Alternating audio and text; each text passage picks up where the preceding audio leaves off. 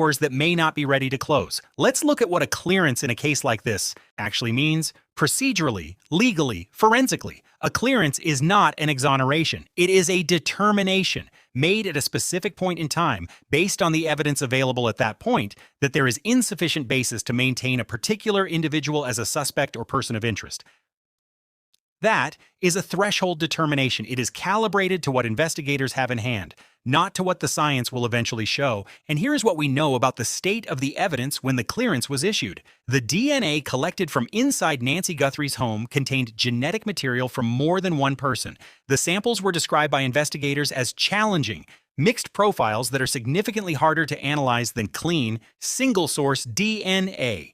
A source told CBS News the samples were low-level, that science was sent to a private laboratory in Florida. It had not come back when the clearance was issued. The gloves found 2 miles from the home, as told you, came back and cleared a local restaurant employee. That thread is closed. But the DNA from inside the house itself has still not produced a usable profile. Those results were still pending when the family was cleared, still pending when the house was released, still pending when the car was returned. The forensic science at the center of this case has not come back, and yet every physical location connected to it has been handed over. The clearance came before the science came back. The house was released before the science came back. The car was returned before the science came back. I want you to hold that sequence. I am not saying the sheriff was wrong. I genuinely do not know. And I want to be fair to the investigation because there are things law enforcement knows that none of us know. There are results they have received, conversations they have had, and evidence they have evaluated that will never make it into a press conference. It is entirely possible that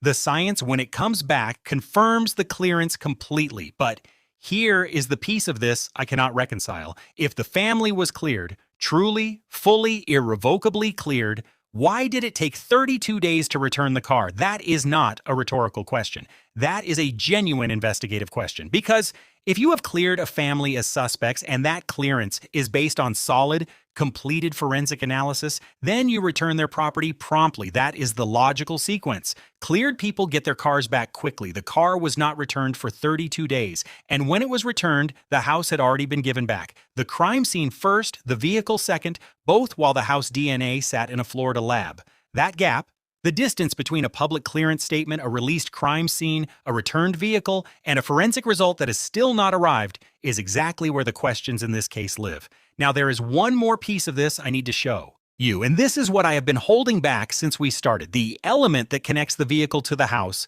in a way that has not been fully examined publicly, the Luke Daly comparison. When you place that information next to a 32-day vehicle hold and next to a house release that came before the car was returned,